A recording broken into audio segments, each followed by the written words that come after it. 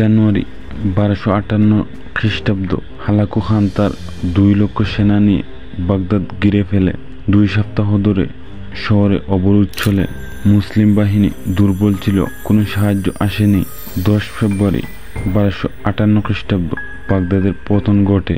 মঙ্গোলীয়রা শহর দখল করে নারকীয় গণহত্যা চালায়। ইতিহাস অনুযায়ী 8 লক্ষ থেকে 20 লক্ষ মানুষ নিহত হয় সেই হত্যাযজ্ঞে। জ্ঞান বিজ্ঞান ও কিতাবের নগরী বাগদাদে হাজার হাজার বই নদীতে ছুঁড়ে ফেলা হয়।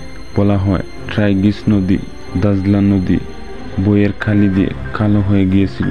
খলিফা আল মুত্তাসিমকে নির্মমভাবে হত্যা করা হয়। ইতিহাস বলে তাকে গালিচায় মুড়িয়ে ঘোড়ার পায়ের নিচে চাপা দিয়ে মারা হয়, কারণ মঙ্গোলীয়রা রাজরক্ত না ফেলতে চাইত। সেই মঙ্গোলীয় আক্রমণের ফলে মুসলমানদের কী প্রভাব পড়েছিল?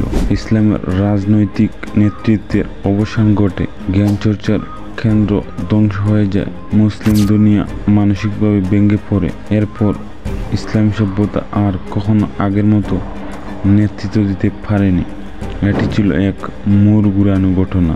বাগদাদের পতন শুধু একটি শহরের ধ্বংস ছিল না, এটি ছিল ইসলামী সভ্যতার হৃদয়ের ছিন্নভিন্ন হয়ে যাওয়া। ঐক্যের অভাব, প্রস্তুতির অভাব আর নেতৃত্বের দুর্বলতা, এই তিনে ধ্বংস হয়ে যায় এক বিশাল শক্তি।